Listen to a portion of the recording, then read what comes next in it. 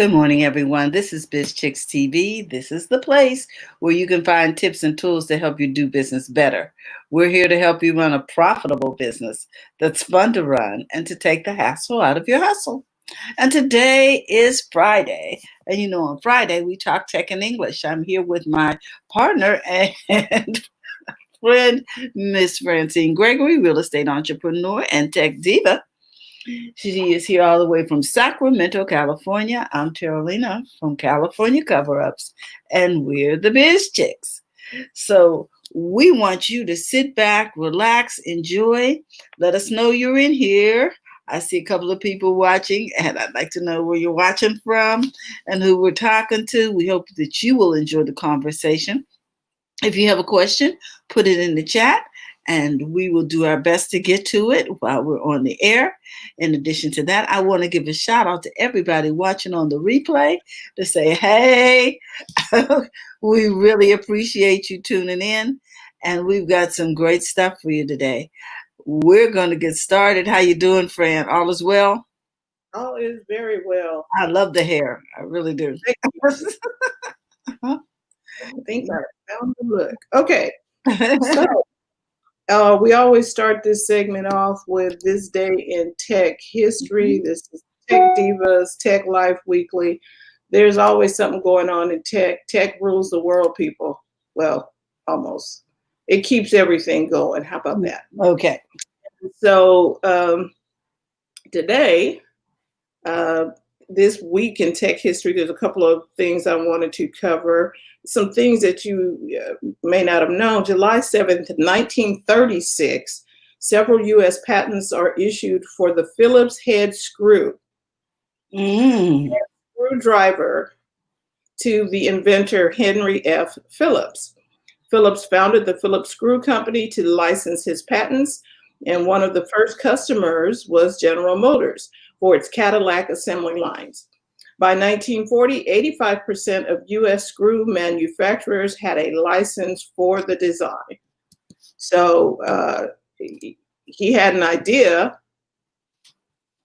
and he went out on a limb with that idea. He put the idea to work, but he was smart about it. He just didn't sell the screws and the screwdriver. He sold the license to it for other people to use it, to use his invention, to use his idea, which is a smart way of doing things. You know what I mean? Because you could do all the work, or you can just license somebody else to use your stuff to do the work. I like that. 1957, July 8th, Control Data Corporation, an early pioneer in the field of supercomputers, is incorporated. CDC's most notable employee was Seymour Cray, who during the 1960s developed for CDC the fastest computers in the world at the time. However, in 1972, Seymour Cray left CDC to form his own company, Cray Research, which then took the title of creating the world's fastest computers. Wow. So, but I don't know who they are now.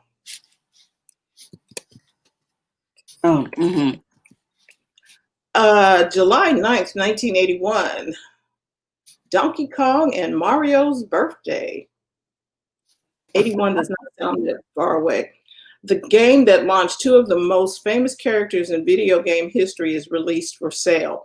Donkey Kong was created by Nintendo, a Japanese playing card, and a toy company turned a fledgling video game developer who was trying to create a hit game for the North American market. Unable at the time to acquire a license to create a video game based on the Popeye character, Nintendo decides to create a game mirroring the characteristics and rivalry of Popeye and Bluto. Donkey Kong is named after the game's villain, a pet gorilla gone rogue. The game's hero is originally called Jumpman, but is retroactively renamed Mario. The game becomes popular and Nintendo decides to use the character in future games. So, Mario Brothers is like major in the gaming community. I remember that when we first got the Apple computer, it was loaded on there.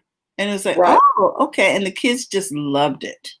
Donkey Kong and Mario was the character in Donkey Kong. Mm-hmm. Due to the similarity between Donkey Kong and King Kong, Universal Studios sued Nintendo, claiming Donkey Kong violated their trademark.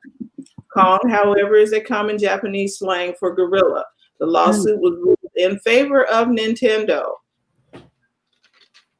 The success of Donkey Kong helped Nintendo become one of the dominant companies in the video game. I remember Donkey Kong, Mario Brothers, Mario Kart, Mario saving the princess, trying to get the little coins. Yep. July 9th, 1997, Apple Computer announces the resignation of Gil Amelio as CEO. Having been ousted by the board of directors, Amelio's departure paved the way for Steve Jobs to retake the helm of Apple. Ironically, it was Amelio who brought Jobs back into the fold of Apple by purchasing Jobs' company Next to use as a basis for the next Mac operating system. Bless him. Now, we got a little comment here about Mario from Gabby. She said, my old Atari and Nintendo games still work. My daughter now plays Donkey Kong, Pitfall, and Q*bert. See, they're still good games. But this story from Apple, having to bring in another CEO, the people who founded it had a vision for it, and then bringing in somebody who just coming in, they don't have ownership stake. They don't have the passion. They don't have what it's going to take to run it. To know the vision. Right. I call it the love. You know, when you create something, yeah, it's out of your heart. They in a room like this. Okay, so where does this go? And okay, you're not supposed to be there.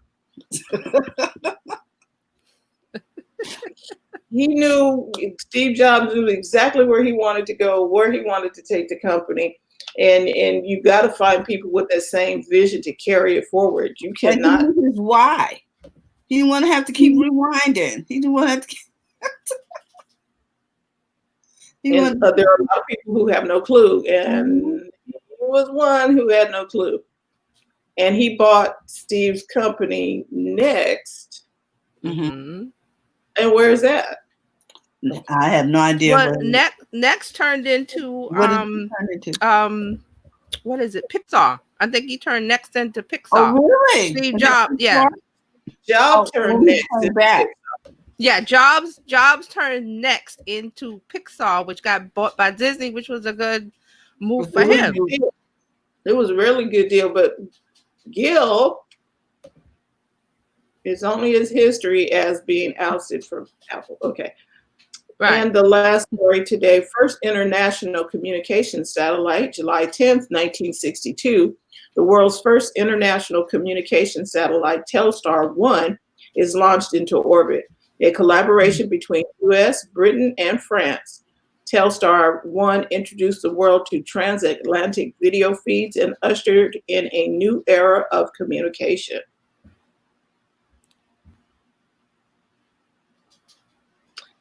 That is your week in tech history. Interesting. That was 1962. Come on now.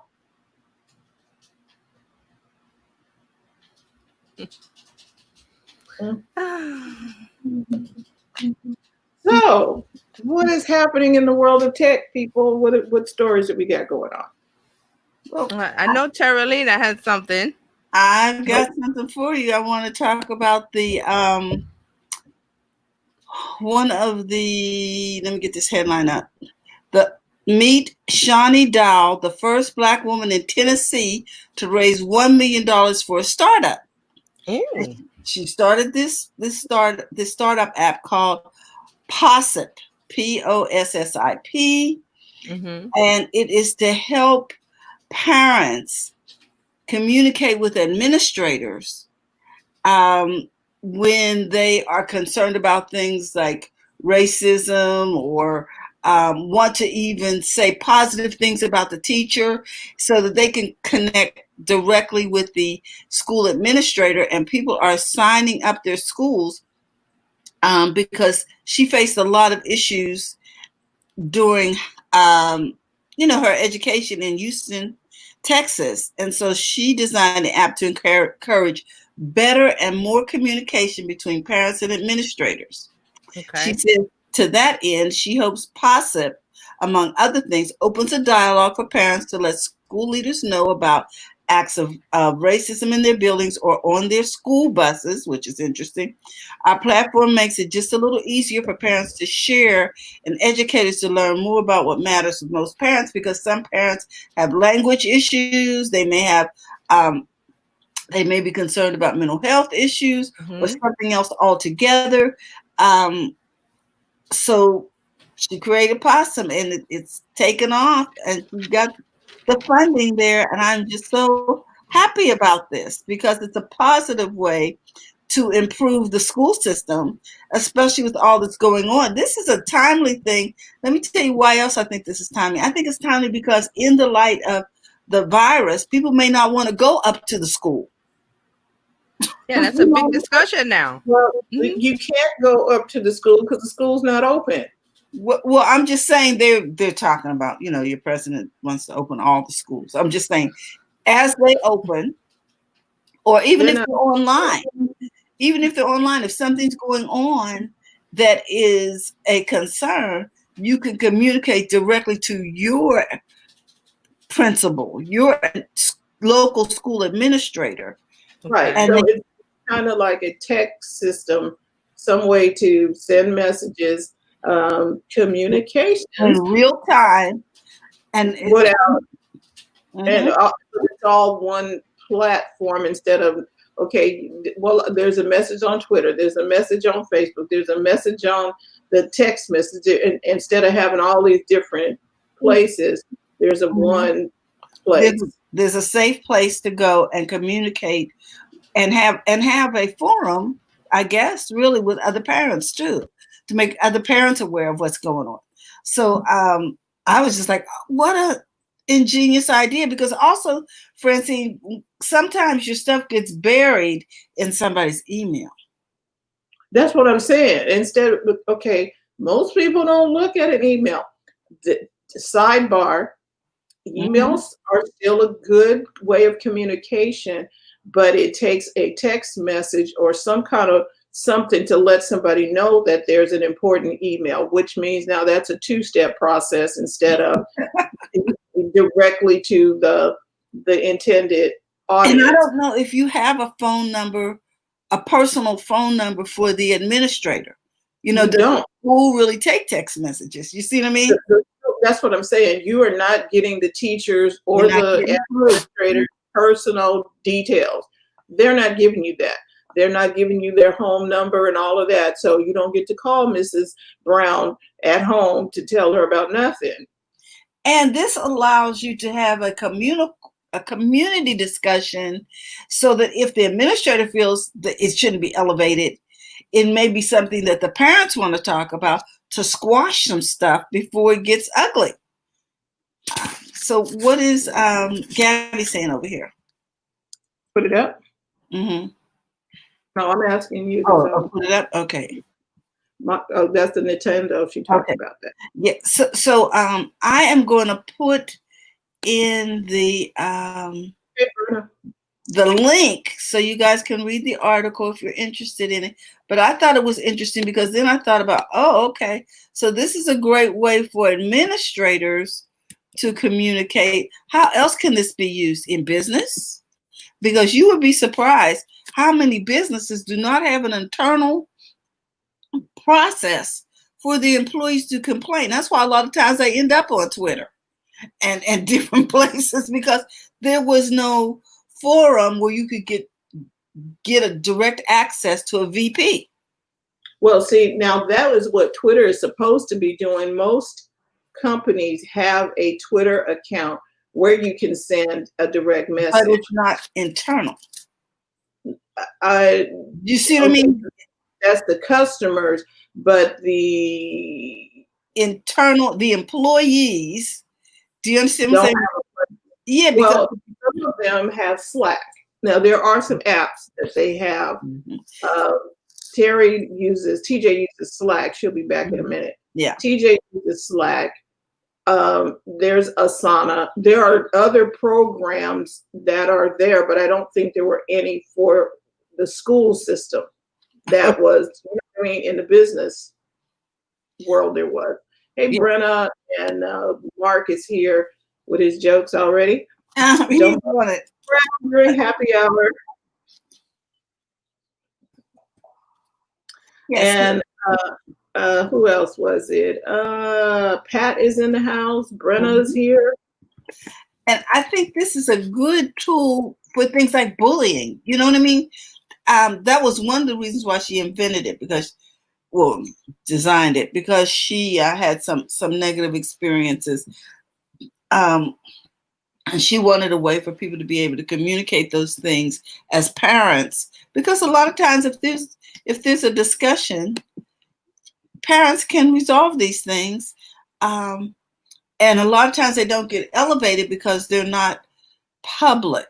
You know what I mean? You don't want to go, global necessarily when you could start local and see if it can be resolved. So this whole app, I think, was genius.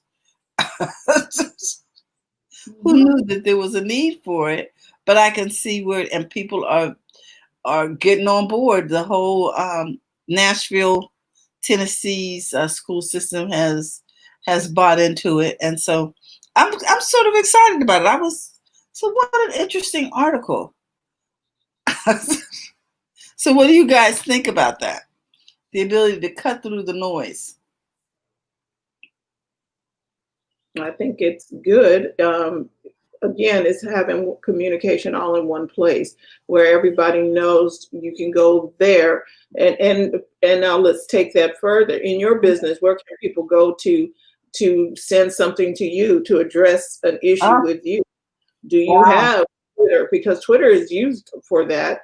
You can do a private message to, like we said before, to a company, to send them a private message, because trying to get somebody on the phone, that is a whole new thing. I think on purpose now, nobody is putting their phone numbers on websites, and you try to connect with someone because, they send you, here are frequently asked questions. Yeah. And so you go through their frequently asked questions, but it doesn't address the question that you have. There you go. Then where do you? So then you type up the little form and you say, I want to do A, B, C, D, and you send the email back. They said they will respond within 24 hours. But this fire you got right now is blazing. And I don't need it in 24. I need to put the fire out now. Then they have, and the chat people tell you, someone will be answering your call or your chat between this time and this time. I was like, okay, there's got to be a better way of getting in touch with somebody. And so when you experience that, what do you want to do?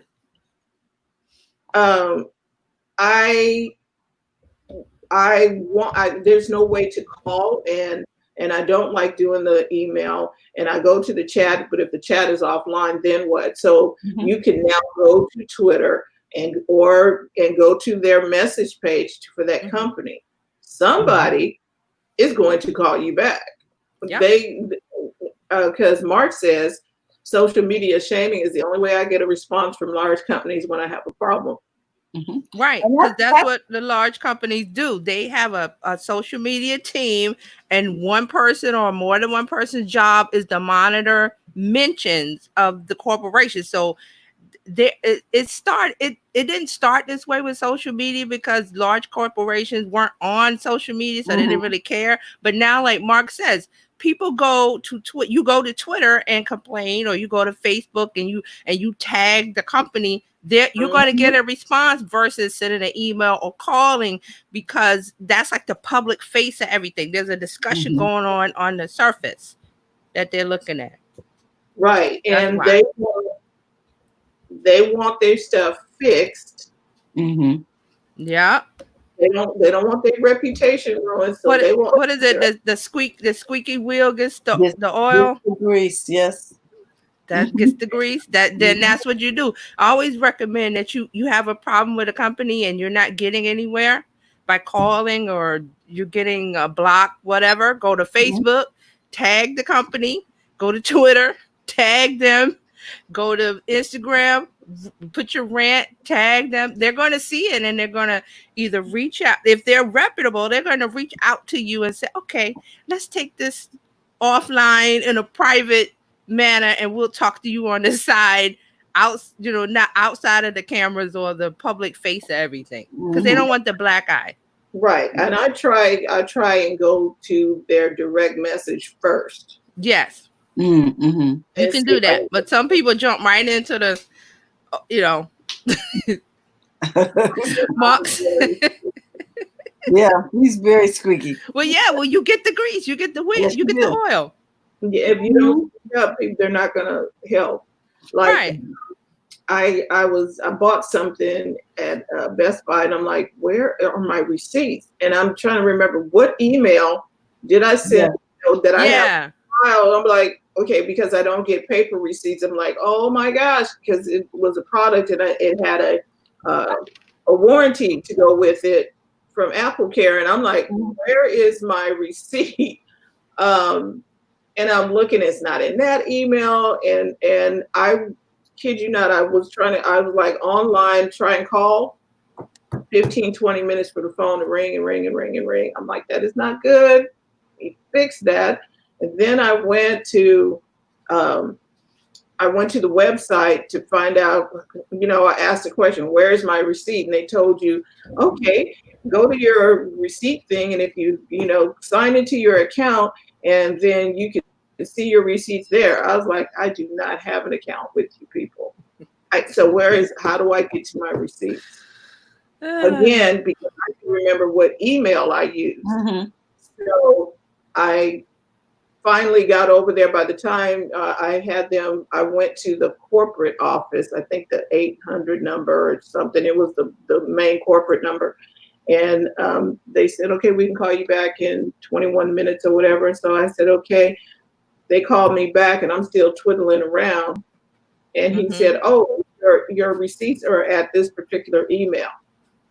And I was like, I went over there. I was like, I found them. But I couldn't talk to a person. Right. It took too many steps. There were too many steps, and people give up way before that. And they will not be a return customer. Right. They give up. It's too complicated. Frustrating. Here's a comment from Claudia.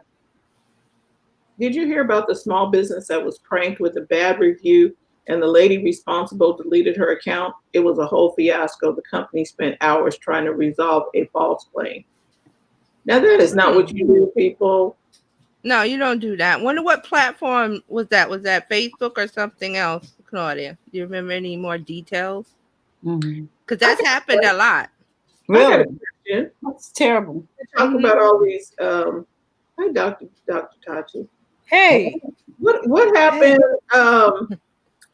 What happens with what's going on with Yelp? I have not heard from them in a while. They're still around. They're still around, right? They did a thing too where they allowed you to be in a special listing if you had a Black business, which was interesting. And then I had a report from a consumer that they went to the restaurant, but it was, for some reason, whatever the algorithm they had going on, listed them as a Black business, and they're not. And so they had a discussion. Thank God offline, because that was a reasonable person. But so, they need to fix some stuff over there at Yelp. Yeah. So Claudia said this was Facebook. Removing reviews from a Facebook page, I don't think you can do that. So that's probably why the issue. And then the person deleted their Facebook account. So the only person that can remove a review is the person that made the review. So if they deleted their Facebook account, how are they going to remove the review? So that's why it's there. And see, this is the problem. And people have had issues with Yelp, etc. And I did a whole bunch of research on this because one of my clients asked about, Yelp and reviews and things like that and ranking. So I had to do a whole bunch of research. And I said, basically, it's not in your control. Right. You don't control the review. You don't control, any of those types of things. And, Right. The thing is there are, the customer is always right, but there are some irresponsible customers as well who will use that as a way to get back at you because they're mad or their feelings are hurt or they didn't get the result that they wanted and they're not necessarily always in the right. So then they go and they give a review, a bad review, and has nothing to do with the actual service or they just want to. I mean, this had happened with Honey Pot. The black. Yeah, we talked about that. Right. And we talked about that. And she turned it around and it just made but the whole thing is all those individuals, it was racism, basically. They were all upset because she said she wanted little black girls to look up to her. Oh, you want black girls to look? Well, then I will buy. Well, then damn it, which don't buy from her. But instead of just leaving it like I'm not going to buy from you, they went and left bad reviews, never having used the product and that type of thing. And so that is the problem, that not all customers or non-customers are forthright and upright individuals. No, so that's a problem. Yeah, they're out to troll, and we talked about that on one of the Tuesday shows because I was that when it happened right before the pandemic, and we're in a different spot now because it would be a different. I feel like it would be a different situation now if they ran that commercial, the Target commercial, where she was saying it wouldn't have been as bad. But what happened was her customers is they came to her rescue.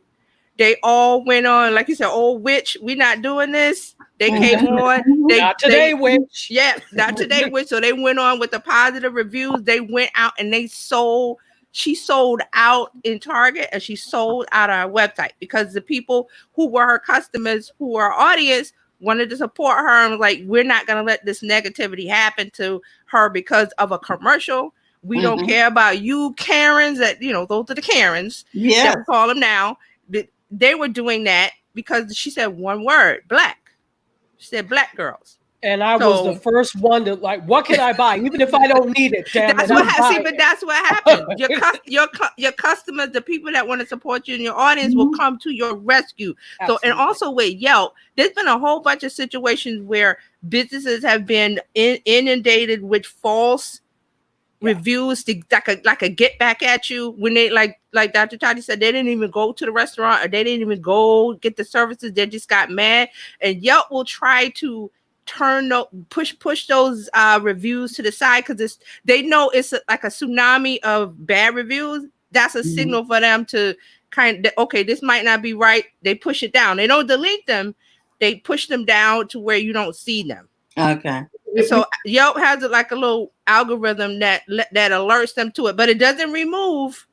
It just pushes it to the side. And I think Yelp says these reviews may not be truthful or something. There's a wording that Yelp has. Right. Because one of the clients, and then I'm going to take Brenna's comment. One of the clients that I work with, he does home inspections, and he was listed in because I said, Home Inspections Plus, they do an awesome job. I gave him a good review on Yelp. He's on time. He's thorough. Blah blah. And some other home inspection company put something up and then said, a negative comment and said, you should try these people instead. I was like, how are you just? Everybody doesn't have good home training. No. So,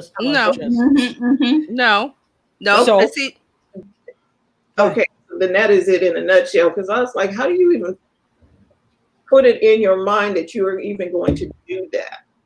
Right. Again, it's a sense of entitlement. When you think we have fostered a business acumen and a business environment that, in some senses, that there is a lack of corporate responsibility in some senses, but in the other sense, it's like whatever the customer wants and needs, you need to give it to them, and damn straight, they're paying money for it. But then there's it's like, not only do I want you to give me my order the way it was supposed to be and above and beyond, I also then want you to come and drive my kids to school, clean my kitchen, entitled. And yes, there are put it in the refrigerator. Yeah, exactly. Defrost. We're back in the days when refrigerators needed defrosting. I also want you to paint my house. I also want you to call me every morning and say you're good enough, you're smart enough, and damn it, people like you. They want above and beyond, and in some cases, and that's because we really have a society that is very entitled in some senses, I think, you know, and that's not to say you should not do above and beyond as a business person because you want to retain that. But I think as an individual, you have to understand, like, sometimes it's like, you know, some people, well, I'm like, okay, well, there's a pandemic now. Can you wait a little while before you get your stuff? Remember when Amazon wasn't able to deliver? Because they were just overwhelmed at the beginning of the pandemic. Yeah. I mean, I got stuff 3 months later. That was supposed to be the next day stuff. You know, so people, can we just have some grace? Take it down 1,000. I mean, really. You see, Brenna has a big comment. Brenna says, I don't just reach out to address an issue. I call to thank them. My hair gel changed to using whatever that word is. Phenethanol. Yeah, phenethanol. It looks like phenothiethanol. Yeah. Yeah, okay. Okay, that works. I didn't know when I bought it, eczema-like symptoms. She got symptoms. She called to ask why they changed it. It isn't needed. Their product was fine the way it was. Then I called to thank them for addressing and taking into consideration a customer's feedback. Yeah. She did. So that's what you do. Terrorize the place. She went exactly. But that's what you do. And just told them, you know, you didn't need to change the formula. Right. If you don't change it back, you probably won't be buying it. But and you know how many people would just ignore and just go about their business. But I always say, if you have a negative comment or a positive comment, let the company know, let the business know, because they may respond or they may not, but they may take your idea, your opinion into consideration. So always say something, whether it's positive or negative. You know, if you like something about a product or a service, let them know, because that's feedback for them. Let them know. We'll tell people off. We'll rant. Yeah. But when they get it right, do you say something? You say something when it's right? Yeah, absolutely. Exactly. Even if it's a salesperson, you know, when you go in person, that really did something great for you. So whenever, you know, Walgreens is right down the street from me, so I always go there usually. So I go into Walgreens and they know me. And there's a woman at the beauty counter, Zofia, who is just wonderful. And every time she goes above and beyond and says, okay, well, let's do this and let's do that. Even if she sees me, said, hey, come over here. And the fact that she goes above and beyond, and she makes it her business to make sure everybody who visits that Walgreens feels great and special, even to, all right, well, the line is long. Come over here and check out that type of thing. Cool. So I make sure every damn time I'm in there, I take that survey and say, give Zofia a raise. Give these people Yeah. And if you got the time, talk to the manager too. Talk to the manager when the next time you're there. So listen, I just want to tell you that she's helped me a lot. Just say how helpful she is. And the manager will look at that, and when she's the employee of the week, employee of the month, there you know what? In this day and age, I think anybody who shows up to do retail deserves an A. Oh, okay, because you know they got people at home. You know what I'm saying to you, ladies. Hey, be kind. Celebrate. Brenna says the reason why this is happening with the whole thing is people have no integrity. I hear you, Brenna. Right. Wow. That's a shame. That's really a shame. Okay, so Yelp is a way of putting out there when a company's doing good or bad for reviews. There are a whole lot of review companies out there. Trustpilot. Angie's List is There's a lot of places to do that. So when you are using, I take it into consideration. Okay, when I go out there and I look at the reviews, and then I'm like, even the review when you go to the app store. Some people are like, you just didn't read the instructions. I can see that. Entitled. Right? You didn't read the instructions, and you were having an issue because you didn't read the instructions. Entitled. So you have to take that with a grain of salt. Yeah, right. You do with your gut. Yeah, and I think also as a business owner, you have to know when to respond, how to respond appropriately to things. And again, it's like, the whole thing is like, no, I'm sorry you had a bad experience, or, let's, try and see how we can fix it. But sometimes it just isn't your fault. So case in point, today, I sell on Poshmark as well. Now I always get usually 5-star reviews, and somebody gave me a 4. So that's not a big deal. That's still good. But I'm like, why did I get a 4? Let me look and see if there was something. I took above and beyond. Her big thing was the mailing. She's in Puerto Rico. There is a pandemic. You're in Puerto Rico. Your stuff is going to take long. So I sent it out like the next day because the post office had closed. So I'm like, okay. And I sent her a note saying, hey, I'm going to send it out the next day. When I noticed it was still kind of in trend, it was taking all this time. I'm like, what's going on? So I wrote her a note. I'm saying, hey, did you get it? I'm not saying, I said, and I see they tried to deliver it to you and you weren't, there was no place to leave it. So that's your fault. And she got to realize she's in Puerto Rico. I'm pretty sure, you order stuff from there, from the US. It takes a while. Exactly. So when I said, oh no, I'm going to make sure that you saw, because sometimes if you don't look at the log of the post office, which she probably didn't, you don't realize. So I wrote a whole bunch of stuff and it's, created something for her. And then she wrote me back in Spanish saying she doesn't understand. I'm like, you don't know that I understand what you said. So I started to translate the whole thing in Spanish and send it back to her. I said, you know what? I'm going to leave it because Google Translate. Anybody? She wanted to do that. She wanted to. But first of all, this was a customer that I had gone back and forth with, because on Poshmark you can haggle price. So it was, these things were like, no, and I was like, no, this is the price. It's already cheap, and you want it. And she went back and forth with me 3 times. That's what I know. If she buys it, she's going to be trouble. I already know. Right. Sure enough. I'm glad we're having this conversation, because some customers you're just going to have to fire. Yep. I'm serious. But ladies, let me ask you this. Can we get to social media here today? Yeah. There's so much going on. I got a bunch of stuff. Know about and all kind of foolishness going on over there. A lot. Talk to us, girl. This foolishness going where? I didn't hear that. I said toxic, dick, and all kind of foolishness. I need to know what's going on. Oh, TikTok. We're gonna say TikTok, but let me mention, first of all, there's been a lot of talk about Twitter in the last couple of days, because they might be trying out a subscription service. Now, they didn't announce this. What happened with Twitter was that they put up a job posting for hold on, let me see. They put up a job posting to build a new team for a new subscription platform code name Gryphon, Gryphon. So what happened was somebody spotted this. I guess Twitter didn't think anybody would see it. So they're advertising for an employee to work on this new team for subscription service. They didn't announce anything, but just little bit of public knowledge has people speculating about Twitter and a subscription service. So what do you think about that? Well, I know the stock went up. So, the stock went up. But see, there's no detail. There's no detail. Twitter put out a job posting. That's all they did.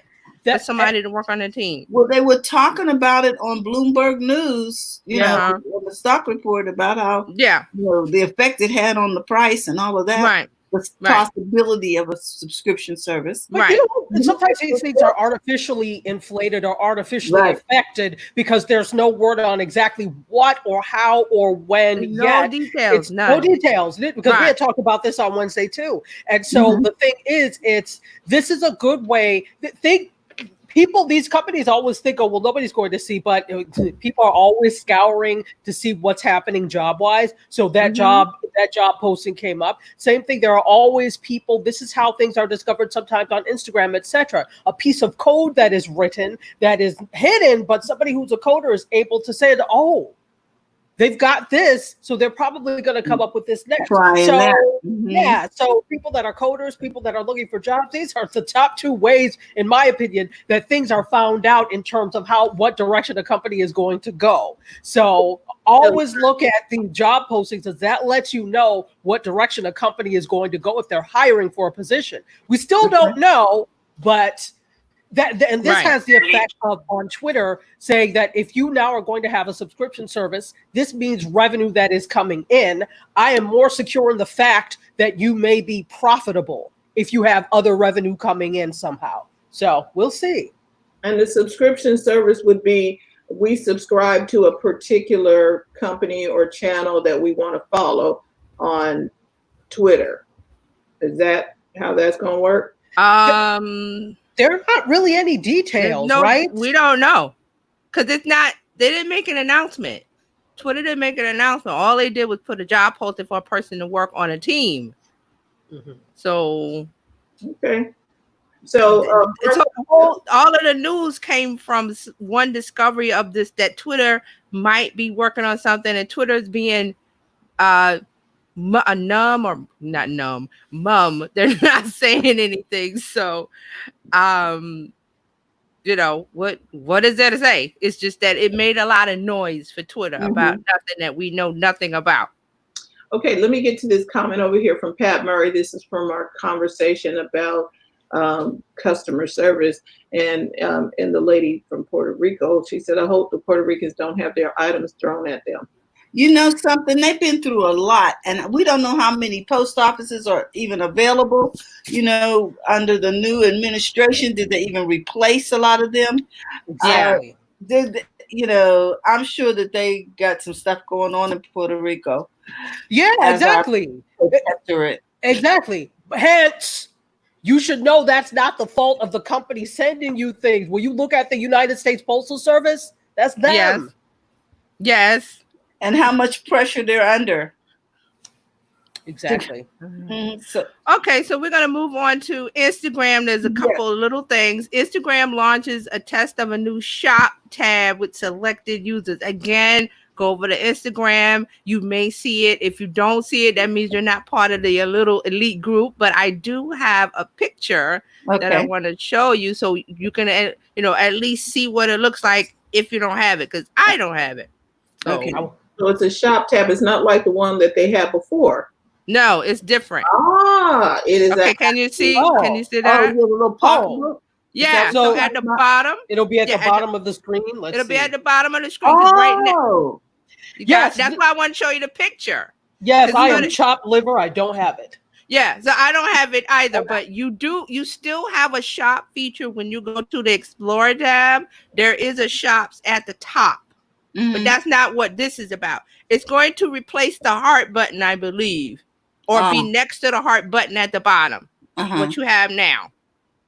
Okay. So it's in a limited test. So that's why I wanted to show you the picture. This is Social Media Today. I wanted to show you what it looked like. So there we go.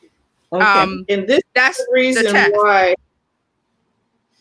This is the reason why people should not give up on stuff. I don't know how to do this or whatever, because they're changing and making stuff, because for a while it was difficult to sell on Instagram, and they just now made it a little bit easier.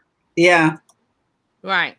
So now another thing Instagram is doing is the pin comments. I think we mentioned it before, but it's officially rolling out on Tuesday. It rolls out. So what this little feature lets you pin 3 comments on a post to the top of a thread, and it's designed to allow the author of a post to better control the tone of the comment thread through highlighting positivity and moderating more negative and abusive responses than show up below the pinned comment. So what this means is that when you're on Instagram and you post something and people come to comment, you know, there'll be some pleasant ones and there'll be not pleasant ones.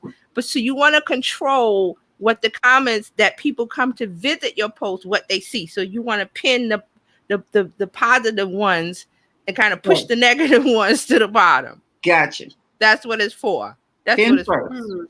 Pin comments. So it was a test. Now it's officially rolling out. Again, I haven't seen it. Has anybody seen it here? I haven't really been over there, so I don't know, because every time. Well, so there should be an option when you look at people's comments that on your post, people leave comments on your post. There should be an option for you to pin, just like you have an option in Facebook. You can pin comments to when you do a video, like we're doing now. We can pin comments to the top, or I think who else has it? Somebody else has the pin comment.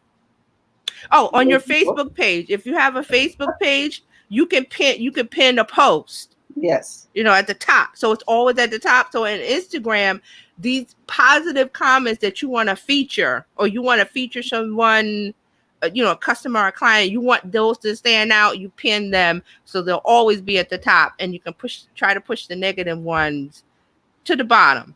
Try. So, but you know, you can always delete comments. That's not a problem. Okay, so that's Instagram. Now let me get back to my notes, because we got some big stuff happening with TikTok. A lot of talk. The administration, I will not say that name. The administration wants to ban TikTok. The reasons, because it's spying on us, and also there is some issue with they had some problems, because Tachi talked about this on her show. There's some problems with the child privacy laws, right, Tachi? Right. So because of that, and also remember, Gen Z is using TikTok as a weapon against the administration. So they're not happy about that. Also, here's another piece of the puzzle. India has banned TikTok, so we want to ban it also because it's problematic. Yes. So what do you think about all of the talk about TikTok? Like, is it going to be banned? Will it stay? Also, Hong Kong, they pulled TikTok from Hong Kong because of the there's a new rule that has been implemented in Hong Kong. So they pulled it from Hong Kong. So you've got India who banned it, and they pulled it from Hong Kong. I think, if you want to know my feeling, which nobody asked, but I'm telling you, I think the big reason, yes, there are privacy issues, but the biggest reason is the fact that he is annoyed and insulted that they use TikTok as a tool to make sure that the Tampa, was it Tampa? Yeah, that the that the Tampa rally fell flat. He was just, I mean, veins were just fit to be tied. He was so angry. When you saw him walk off of there, he was angry as hell. And to me, that is right in line with him being annoyed over other things. So, of course, that's the main, if you ask me, that's the main reason. I agree with you. That's the main reason. And why we're saying this is because if you pay attention to the news, there's been I think Bolton wrote a book about the behavior in the White House and how they all have to do things in the White House. And they're saying that he gets upset when negative things are said or whatever, like a baby. So you're right, Mom. So that's how we know. So that's how we know that it was all this talk about, okay, we're going to ban TikTok. Now, TikTok is trying to do everything to disassociate itself from the Chinese. I call it the Chinese connection, but they're still owned by China. So how far can they get away from that? So I also read that they take their data servers. The data servers are not connected to China anyway, but how that regime works is they want something, they ask you, you give it to them. So And so, don't they have one of the Disney ex-executives as the dignity? Yes. So all of those are to disassociate itself from the Chinese connection from China, and have it looked at as, okay, we're not connected with, but you're still owned. So you would, the divesting of it would have to be, it would have to be sold. From China would have to give up control, like ownership or whatever, that ByteDance. That's the only way that's going to be 100%. Okay, it's in clear. So now we're in murky waters because they're doing everything on the surface to say we're not associated with what's going on with China. They don't ask, we don't give them, they don't ask us, we don't give information to them. But I don't really believe that. So where are we with TikTok? Because it's popular. The reason why we're talking about it is because it's the growth of it is explosive. Also, there's the Facebook. Remember, Facebook doesn't like, that the TikTok is siphoning off the users, but they've always left Facebook. But Facebook would be happy. They're sitting in the background like, yeah, ban TikTok. They're happy because they got their own. Yeah, so they got their own app they want people to use, that they're trying to push out. It was in India. It was in Brazil. I think it's rolling out in India. So they want the kids to use their is it Reels? I think it's Reels. Reels, yeah. Right. So Brenda says they would love for TikTok to leave the space, but I don't think TikTok is leaving because of the users. Right. And see, the users is the one that's going to drive everything. So someone here like Avi Schiffman will create a similar TikTok. I don't think you can make a similar. I don't think you can replicate the viralness, the natural organic viralness of TikTok, because as we said, it's Gen Z's platform of choice. They choose, just like when you have a customer that's irate or whatever, they choose to leave a positive or negative review. You can't control that. You can only react to it. No control. And so Claudia has a question about this. How does this tie into censorship? It really, that's a big question. That's a big question. A long conversation. Thinking, okay, it's their toys. We're going back to this. It's their toys, and if they want to keep, if they want to say, okay, we're not showing your stuff for whatever reason. I think she's also referring to the government. Trying to limit access to stuff. Well, the Chinese government can do that because that's what they always do. They can shut you down.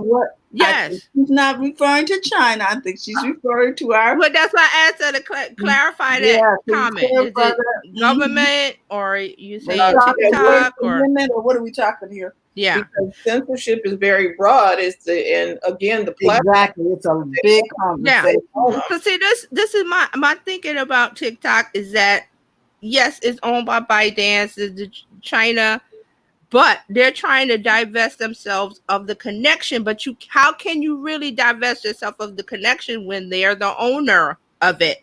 And we know what happens over there when they want something of their people or their government or whomever. They ask and you don't deny, you don't say no. So okay, so Brenna has a question. She said, but if the admin bans it, people won't have a choice.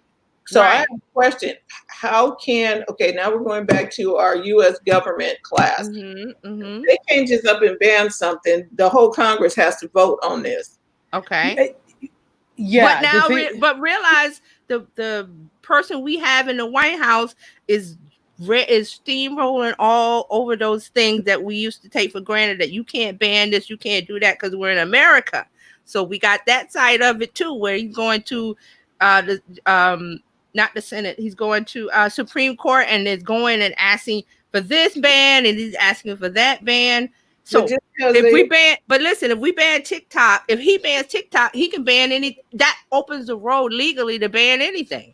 Yeah, but then, and I just cannot see all of you've never experienced it yet. No, I cannot see how all of these platforms are going to allow that to happen. Right. And that's the thing. Even if it's a platform that's a competitor or something they don't agree with, like was said, if you say yes, ban this one, that opens the road for a whole bunch of other things. Legal, exactly. And that's what and that's what happens in dictatorships. Yeah, we're really in an authoritarian government. Exactly that's what happens. What's going on here. We are going down a slippery slope here. That's my point. That's this my is the point. dictatorship at this point. He got the Muslim ban in place somewhat. Finally, after 3 or 4 years, there is some kind of ban, not the way he wanted it, but that's what I'm saying. Legally, if you ban one app, they can ban Facebook, Twitter, anything they want, because you open the door legally. Exactly. If Twitter gets banned, he has got no platform to get us information. Yeah, well, seriously. Okay, so what do we go back to if everything gets banned? Because, like you said, one goes down, they all go down. Yes, it's a legal ramification. What are we back to at that point? We're back to government control, government created platforms like they do in dictatorships, like they do in countries with military juntas in charge, where the government owns and runs everything. Where there's no such thing as private enterprise again. So and realize that his hero is what's the guy in North Korea? I forgot his name. Kim Jong-un. The one who doesn't want to meet with him anymore. But he looks up to him. That's his idea of running a country. Because remember, what was that? It was some not Memorial Day, was it Veterans Day or some day? He wanted to have a military parade in DC and have all of the military tanks and the troops. That's how they do it in North Korea. They march down. He wanted that. Because that's his idea. He looks up to that guy. So he wants to run things like him. Okay, so here's the thing. November is coming, people. Yes. Are you registered? That's all we're going to say. Please register. Please register and please vote. And please vote. Feeling that you push them buttons, the United States, okay, we're already selfish about stuff. This is hard. This is we're bad. And that's the kind of crap that we have. You know something? I want to say this. You know, we talk about the book burnings and the different things of World War II, but those things happened gradually, people. Yes. They didn't look up and one day, you know, the government was in charge of communication. And so I say to you, just like Terry just said, pay attention. You banned one. You have the potential. Don't say it can happen. Don't say because we never experienced it. See, right? In our lifetime, it could happen. Right, but he's opened the door. We are drinking bottled water. Remember when they told us, "Oh, what the heck? What do you mean? But I got water coming out my tap, and we buy bottled water." So Brenna says our freedoms are a facade. The reservations, because that's a whole nother thing. Because government lying and doing and stuff, taking territory, right? So pay attention. That's all we're saying. Okay, but see, we got the Gen Zs and we got the other people who are probably not going to sit still for that, especially they're not the ones using the apps. They're not saying this though. You understand that? The people who are using the TikToks, the Twitters, the Facebooks, the Instagrams, and whatever stuff is out there, they're not going to sit by for that because they're not going to use email. They're not. There will be a revolt. Yeah, this Gen Z and the young millennials, they're opinionated. They are not staying home. They're out there protesting. They're out there. They're using the tools that they have. The phone, they're using that to mobilize to attack the administration. Who knows what they're doing, but they are aware and they want to say woke or whatever, but they're not sitting back and letting it happen. They're using social media and they're using technology and the internet. So that's their tool of choice. Because they're not going to allow they're not who own the companies they're not that far ahead of them in age. Right. So they're not going to allow, it's like, okay, no. And to say, and we used to think, well, this needs to change, but it's never going to happen in our lifetime. And a lot of things are changing. You see the tide turning. So we can't say that it's not going to happen. This isn't or that isn't, because it's like everything's so up in the air and unsure now. We're not on stable ground at all in anything. So they're going to try some stuff. I'm like, woo. Yeah. So Gen Z is doing their thing the way they want to do it. They're not going to do it the way we would do it or another generation would do it.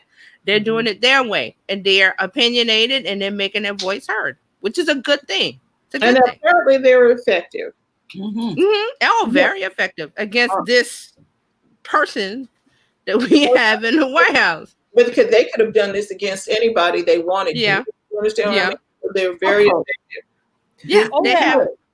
Now, ladies, is there something else we need to talk about before we get to media? No, let's go to media. We're done. In the media. Let's go on. Come on now. So there's a couple of things, but since you were talking about this whole thing and this trajectory, it reminded me of this story. So I don't know if you all know about, the Voice of America, which is it's a independently operated media agency, but it gets funding from the government. Okay. So there is a new chief executive for the U.S. Global Media. Yeah. And he is an appointee of the person that currently lives at 1600 Pennsylvania Avenue. And we know that's a wonderfulness coming. Go ahead. So as such, cut the funding. See, because I think he was going to cut the funding, period, wasn't he? Yeah. Anyway, that's another thing, though. Here's the thing. There are about 100 or so plus foreign citizens who work in the U.S. as journalists for Voice of America. Mm-hmm. They may not have their visas extended once they expire. So this is the beginning of siphoning off the voice. Yeah. So it's very dangerous. I don't think people realize, the media has been positioned as the enemy of the people by the person who lives at 1600 Pennsylvania Avenue. And he started that attack day one. That attack. Yeah. Day one. Mm-hmm. Except for those who were, polishing his shoes. And even then, if they didn't polish them the right way, if they did it, they got, Yep. Exactly. So this has always been the thing. And then the people who are too stupid to have critical thinking to know this, then go along with it, because it's easier to have somebody think for you than to think yourself. And so this is very dangerous. Okay. So whenever you have, this is a news outlet, again, a news agency, gets some funding from the government. So not only, the talk of cutting the funding, but the talk of, we're not going to extend your visas. Those of you that are journalists, foreign nationals working with the Voice of America. So this could really deal a blow to news gathering and global broadcasting abilities across Voice of America. You know something too, the things that are going on in this pandemic situation are affecting a lot of people who are here on visas, like the students. Do you want to speak to that? The students? Yeah. Sure. So I don't remember. Is it N1 visas, H1 visas? I think it's something with an H. H1 something. Visas, right. So those are the visas that you use when you are a student studying in this country. So what they have said is that if your school goes online, you either have to transfer to one that is in person, because they're trying to open up the economy, and they're saying that schools need to go back, and that's including colleges and universities. Right. So if your school is online and you have a visa to be here for that, you either have to transfer or you have to leave. Right. You have to go back to your home country and some university where there are butts in seats, people. Let me get real clear about this. Correct. Or you have to leave because you have to leave. I guess they're saying you can take an online class anywhere on the globe. But this is that is beside the point, and that's where uneducated people who don't have the sense that God gave two smashed flies why they shouldn't be making decisions, and that Betty Dubois, or whatever her name is, I'm not going to say her name properly. Do you really believe that she's retired? So Betty Dubois, and that's going to be her name. I am not giving her proper name. You deserve nothing from me. She is in charge of education and this is what we get. Now, it's but beyond the point that, oh, you could take classes anywhere. That's not the point. I've been accepted into this program. This program meets the needs. I came to this country specifically because I wanted to study at this university because they have XYZ program. It is an imposition for me. How do you know I have the money to go back? This is the thing. This is why a lot of foreign students. It's a big problem. A lot of foreign students, when it comes to holidays and stuff, this is why a lot of the schools I've worked at, they've had like Thanksgiving celebrations and things that they have to make arrangements because they just can't go back and forth willy-nilly. Add to that a pandemic where you really can't travel back and forth. And when you do go back to your home country, you may be quarantined, especially if you're from Europe, you may be quarantined for 14 days anyway. So this is a huge problem. Or you may not be welcome back because you have a foreign education and you're bringing democratic ideals back. That could be another thing, that there are a lot of different things there. The point is they're paying money, or somebody is paying money for them to get an education here. You can't tell them how to do it. And then this also has bigger implications for universities. Universities and colleges have been for a while looking at expanding offerings and making, this is money for them, right? It's a business money by making money by offering online and distance programs. So now you're telling them that they have to go back in person and that they need to open in person or XYZ happens. And you can't get this. So what's happening is there's been like some sort of referendum, and a lot of the quote top universities, I always say quote top because I know how they operate. And so, a lot of universities are coming together and they're like, no. So some are stopping short of saying, well, hell no, you can't do that, because I guess some of them are so dependent on government funding. They don't want to come outright and say, well, we're not going to stand for this. So they're like, well, they're strongly against that. And they're urging administration to rethink. No, which is get together and say, you're not going to do this. That's the thing, because you're kind of conceding to what they say by saying, we're going to find a way to work with you. No, they don't want to work with you. They want what they want. So you all need to get together and say, you know what? Nobody has to get a damn education in this country if this is the way you're going to do it. So you need to stand together and stand strong, and let the universities that agree with you, like Oral Roberts and Liberty University, let them do with it. But the rest of you need to take a serious stand, because number one, that's your bottom line. That's money. Number two, that restricts academic freedom. So the fact that you could even kowtow, and I know it's probably not as simple as I'm making it, but from looking from a faculty member standpoint, it is as simple as I'm making it. Well, my concern is, just like opening up, well, I don't know, even if this is a technical conversation, but opening up elementary schools, high schools, colleges. What about all these educators? I mean, well, that's the issue. And I've been a teacher. I really don't want to go in person. Yeah, that's what it is. A lot of teachers don't want to go into schools because there's it's not controlled. So why would you think you could just go back to normal? Oh, schools open up in August and September. We're just going to open the doors. No, people don't want to do that. The callousness of it all, Terry. Well, I know. I hear these people say, this person saying, well, young people don't get really sick, so let's send them all in there and get them all sick. And my daughter was reading an article yesterday about people giving corona parties for children. Yes. Well, they have one kid that's been infected, and the other kids who are invited have never had it, so they can get it. And that's not the way coronavirus works. Yes, it doesn't work that way. The mindsets of the people making decisions. I know. That's not, see, the thing, people are using that same thinking because that's what people used to do with like chicken pox, right? When you have a child that doesn't, because once you get chicken pox, you cannot get the immunity, right? You get the immunity for it. But that is not, that's just, they don't know enough about coronavirus. Doesn't work that way, people. To know that is it doesn't work that way from right. what they don't know you enough. Usually, do not have to go on an incubator to get over chicken pox in the mouth. See, correct. This is the thing. If these people aren't educating themselves because they're not watching the news or they're not reading other news sources online that say, one, there's more than one entity or one version of the coronavirus. It's not just one. There's different. It's different split strains. off. Right. Yeah. Different strains. It's split off into different things. It affects each person differently because now there's something about blood type.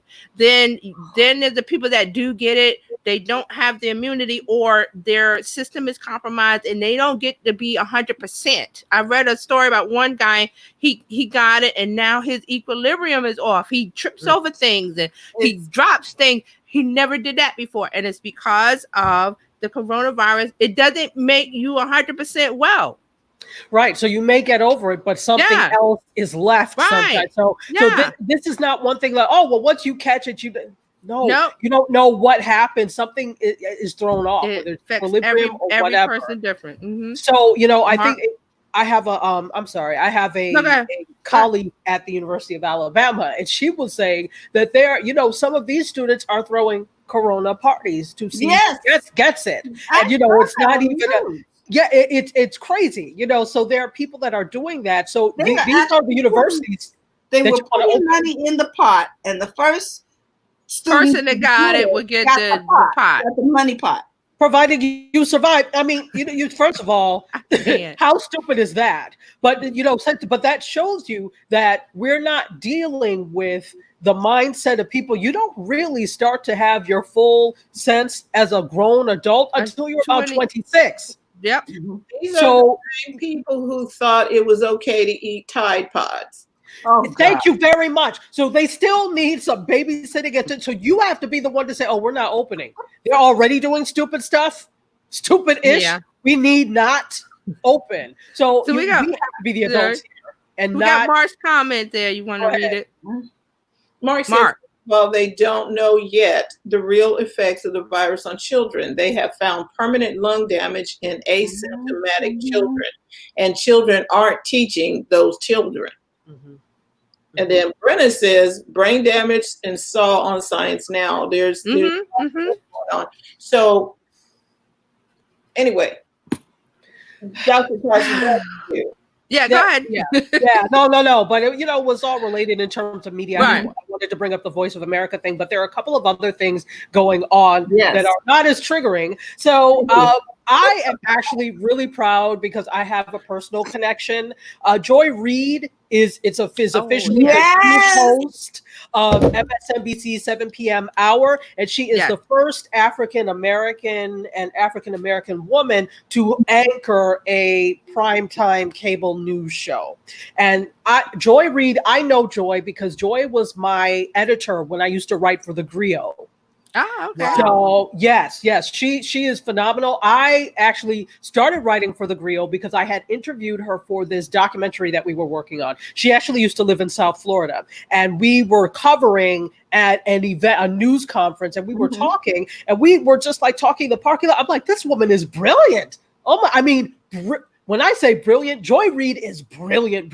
I said, we got to get her the documentary. And so she asked, well, do you write? I said, yeah. And she said, well, we need writers for the Griot. So that's how our relationship of writing came together. So I'm super proud of Joy. Yeah. Congrats. They couldn't have picked a better person. She is brilliant. She knows her stuff when it comes to not just media, but government, politics, news. Yeah. She absolutely knows her stuff. So congrats to Joy Reid on that. Yeah, I was so glad to see the lineup change on MSNBC because I like them. I like Rachel. So I would, tune in. But then I kept looking at the banner and everybody, they needed a little more melanation. Yes, cross-pollination. So I'm really excited for her. Absolutely. Yeah, it's exciting. That it hasn't happened. It is exciting. The fact that it hasn't happened before now is puzzling, but I guess everything that's happening is making people take a second look at what they again. Great MSNBC, but she has been there and she has been brilliant. So I'm not clapping for you for making a move you should have made. Clapping for her. Years ago. Right. I'm clapping for her. Absolutely. Also, a final story is let's talk about Quibi. So yes, let's talk about Quibi. I saw that. Yes. Have you ladies you tried Quibi yet? No. I know. Or any of the audience, have you? Now I had the 3-month trial. It ended July 7th. So I promptly cut it off because, I don't pay for anything. But it was interesting. We got a chance to do a bunch of reviews for the podcast for TV channeling. So I've watched quite a lot of stuff on Quibi. So they're still struggling to get a foothold in this very crowded digital video space. It seemed like they came at a great time because they launched in April, right before a lot of serious shutdown, yeah. Right. So it said, okay, great. But they struggled to say. And so an analyst firm has estimated that only about 8% of Quibi free trial users have converted to paying customers. Mm-hmm. That's not good. Because they haven't noticed it's hitting their bank account.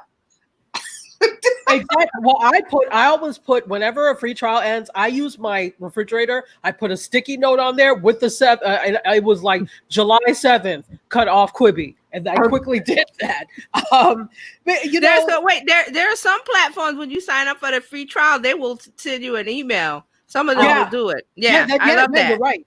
You're right. But I don't rely on that. I don't rely on that either. I put it in my calendar on my phone and it pops up the day before. Okay. Cancel. Exactly. Now let's compare that with Disney. This is not an apples to apples comparison, but Disney has converted about 11% of the free trials to paid subscribers, and their free trial is not over. Remember, Disney Plus had that thing with Verizon with the premium users that they got a year free of Disney Plus. They got a year. So their year is not over because that was in November. So they have another few months, at least another 5 months before their free trial is up. So they've already been able to convert free now, and this is not fair because remember Hamilton. Yes. Okay.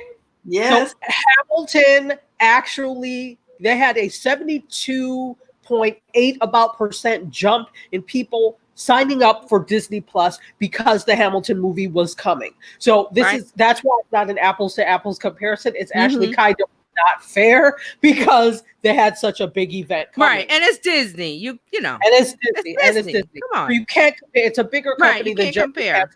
Company, which is Quibi. Dr. Tachi, I got one question. Yeah. You watch Quibi. What kind of content was on there? Because I didn't pay attention to it at all. What was it? Was it celebrities or?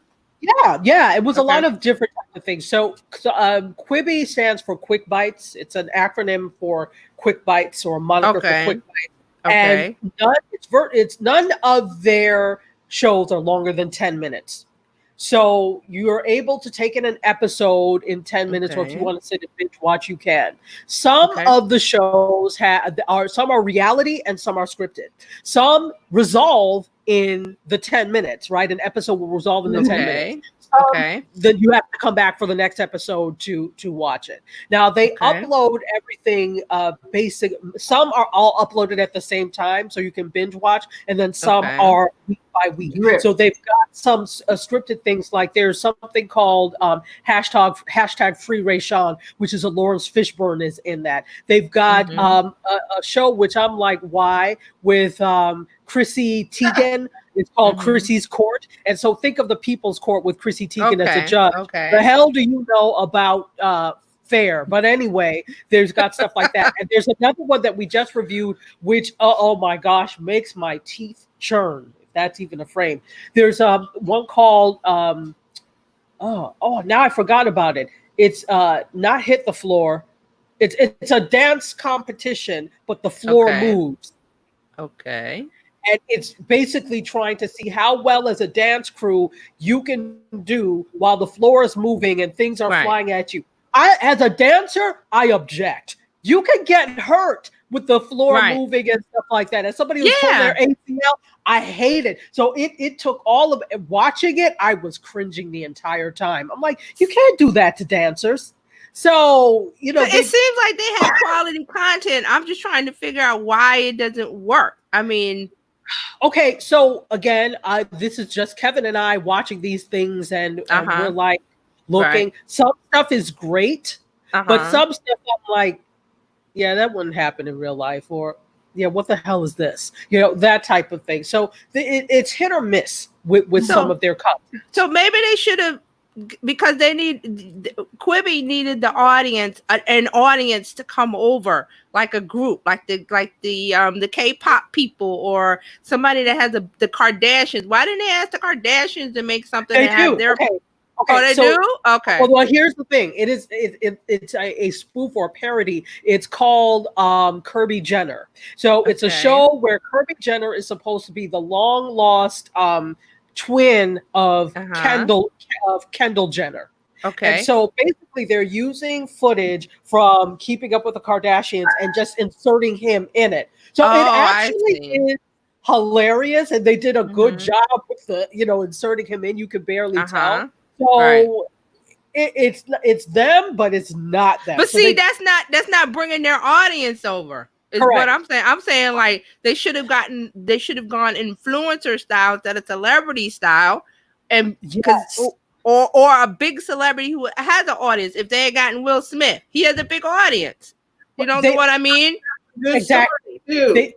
Yes. What they should have done is teamed up with some influencers. Influencer marketing, really, like you said, really has a big.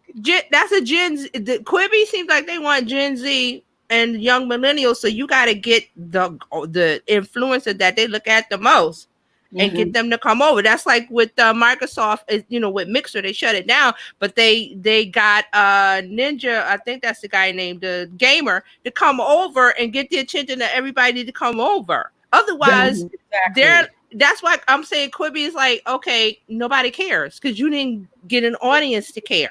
And you know what? They went after Gen Z the wrong way, and you know, millennials and Gen Z the wrong way. It should have been a influencer, but it also should have been content that they can kind of connect with. And Gen Z and millennials don't always connect with traditional linear content, and that's what they're trying to do. Jeff Katzenberg is a Hollywood producer, and that's what he knows. He doesn't know this space. Number two, what about us? What about Gen X? Are we chopped liver? We not only do new content, but we understand linear content because that's what we grew up with in the 80s and stuff. So they completely ignored Gen X. Had you done that, had you gotten us on board, because we're used to that kind of television environment anyway, you would have cleaned up. See, that's my point. They didn't really have a targeted. See, they didn't really have a targeted audience, and they didn't have a strategy. I would say you would go after who's the big, like what's the girl on TikTok that she's like this big Charlie something. She's like 18 or something. Get her to come over and make content because she's big on TikTok. She has an audience. Have her come over and do a show on Quibi. But the thing that they were trying to do was do traditional linear television in quick bites. And so they got all these celebrities, and they did not do. But nobody cares in the age of Corona. Exactly. They didn't get any YouTubers. They didn't get any TikTokers. They would have done well to say, oh, this person from TikTok, we want to produce a show with you. They didn't do that.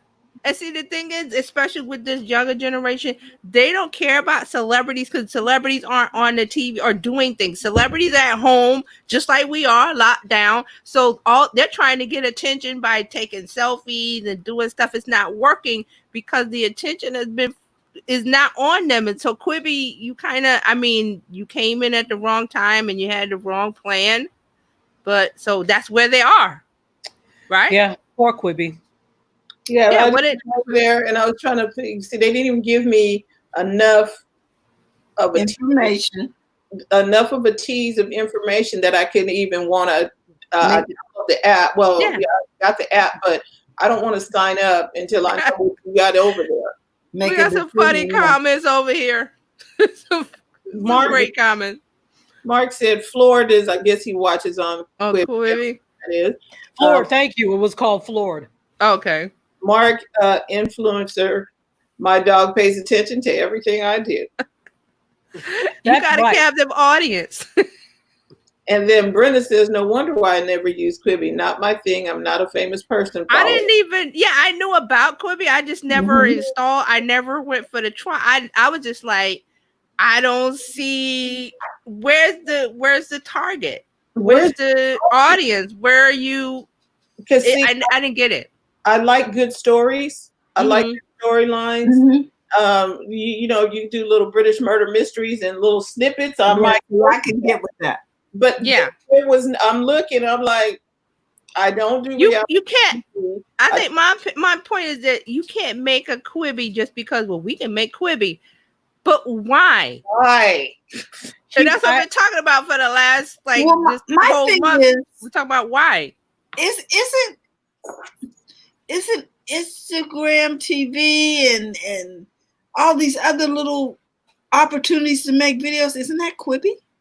Not really, because Quibi is curated content from Hollywood, short form curated content from Hollywood, as opposed to what IGTV is. And I think what they were trying to do is not be an IGTV where they were providing curated content, but I don't think they knew who they wanted their audience to be, but they didn't provide content that spoke to that audience, nor did they bring anybody over that would sell that content. If you're trying to get, as we've been saying, you need influencer marketing. Right. See, the thing is, Quibi, unfortunately, if they had come out last year, I think they would have been a little better, because, like I just saying, pandemic, everything is turned on its ear. So you can't go by what would have happened, what would work in 2019 versus what now, because the attention of Gen Z, if this is their audience, Gen Z and millennial, they're not thinking about downloading on Quibi. Why? No. And then, sorry. They didn't get like I said, get a Kardashian to be on Quibi, not a parody get her, one of them. What's the one? Kylie, the one with all the makeup. Get her to come over. You need Kylie, exactly. Right. You need, and they do have some. They do have some things like the makeup tutorials. They've got some of those types of things, but again, they don't have the things that they really push. And you've seen that Quibi has dropped some money on traditional linear advertising on television. So if you if you look at Gen Z don't watch TV. They don't watch TV. Watching TV. That is the problem. Gen Z don't watch TV. So they're not seeing that. So there was another show that we reviewed called Murder House Flip.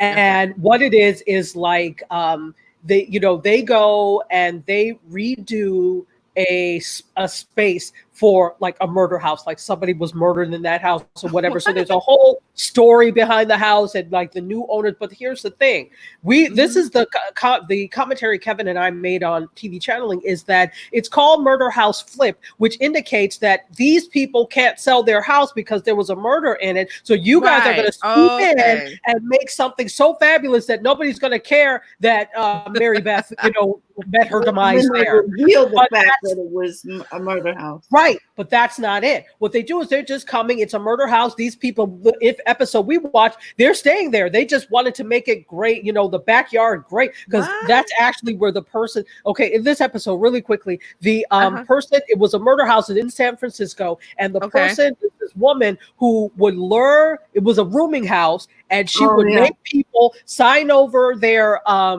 social security checks, and then she gave them poison cream de mint to drink, and then she buried their bodies in the backyard. So they were like, that story was not actually in San Francisco. That was here in Sacramento.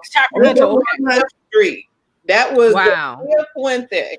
Okay, so the people bought the house and they wanted the house to be fixed up, and they want a nice space for their grandchildren and stuff like that. So the backyard is like a mess now. So they wanted that redone. So we're thinking, you want it redone because you want to sell. No, these buggers want to stay there. But that's not the point of flipping a house. So you see, it's stuff like that doesn't make sense. That's crazy. That's crazy. I'm just saying, Quibi came out at the wrong time. Maybe last year it would have had a foothold, but now Gen Z don't watch TV. Gen Z don't care. You're not talking like the K-pop group. That audience, that K-pop stands, that like Korean pop, what is it, BTS and all them. They're huge. Get one of the BTS guys or one of the other Korean pop groups to do a show on Quibi. Their audience would have came over. That's what I mean. They didn't do that. Yeah. Can you imagine? Yeah. But this is what happens when I saw the promise in it, but there has to be the right marketing around it, the right content. People in the boardroom that look like the audience. There has to be a why. Thank you. I could when I read the little bit I did on Quibi, I was like, why? And for me, it just left my mind. I didn't even think about it because I was like, where's the why? There's no why. There's no rhyme or reason. Because it makes no sense, because right. It's like Netflix in 10-minute bites, maybe I can get with that, but it needs to have some programming that I want to see. Yes. A large influencer, the K-pop stars or the Kardashians, somebody who has 20 million people to follow them, then yes. So Quibi, I don't know. I'm sorry. Or not, but anyway. I'm sorry, I didn't mean to interrupt. Is there more to the story, Tachi? No, that's it. But no, your points are all well taken. I think also that it's an uphill battle doing these things anyway, because when you're trying, I mean, you need the influencers and those types of things, but producing content on YouTube and you just being a person who arose to fame is different from actually knowing what the hell you're doing. Yes. And so, when it comes to scripted content or whatever, you pull somebody for a scripted show, they could be a terrible actor, and you have to spend all this money training them to be in that, because that's not what they are. So I think Quibi needs to be something that is midway between the YouTube and TikTok space and the scripted and reality Hollywood content space. They need to figure it out if they want to survive. So they don't have an identity. Okay. That's it. I think Quibi should have gotten something like the Versus, like with Swiss Beats and that. You know what I'm saying? That kind of feel. That kind of feel, because they know what Gen Z likes, and it was like there was all the talk about moving it from Instagram. I'm like, no, because that's where the core group is. They don't want to leave, so you feed them where they are. So Quibi, you should have done something like Versus or something Gen Z would have.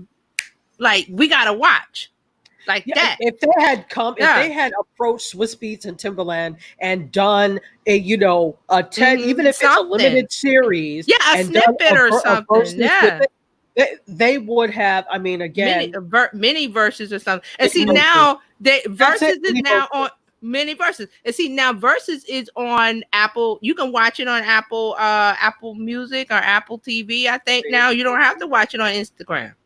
Because they made the deal because of the attention of the audience. And that's what I was saying. That's what it was about. And when the Teddy Riley thing blew up, that was just more fuel. Yeah. They get everybody. Versus gets everybody in all age groups, because the thing is, if you notice, they've been using some quote old school people from like the 90s, etc. So you drew in everybody that's like Gen X, that's the lower end of boomers, Gen X. You've got people who are reminiscent about those types of things, and people who just use Instagram and have FOMO. So I'm gonna go just because. So that was a smart move for them to do that.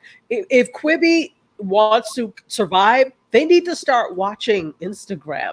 They need to start watching TikTok. They need to start looking at YouTube and see what's going on over there. Never mind what you want to do. What's happening? That's what I mean with Kastenberg. He want to make it, but why? The Gen Z want it? The millennials do? How about Gen X? Do we want it?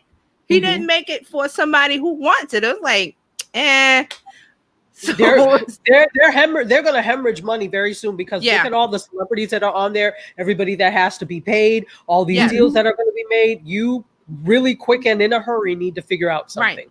And if you're hemorrhaging money, you should have said, hey, instead of celebrities, like I said, the influencer, you didn't have to pay them as much as you do the celebrities, and you get their audience. You get the right one. Just makes sense. Well, ladies, we are hemorrhaging viewers, but anyway, we want to say thank you so much. I really enjoyed this conversation about media and about TikTok. You know what I'm saying? Wow. so much is happening. Well, TikTok is an evolving topic, and we've been talking about it for a year on Tech Divas, Tech Life Weekly. We've been talking about it almost a year, and there's been a conversation before. So just keep your eye on TikTok. It's up in the air. Business element to them coming in there. So we are going to keep our eye on them. Yeah. I was just, So with that, I want to thank you. I want to remind everybody that we'll be back Monday with Coffee, Tea, Thoughts, and Conversations. And we want to remind you to not to forget to go to the front of your own line. Okay. All right. Don't forget to follow Tachi and TJ online everywhere. And we'll see you next week. Bye-bye.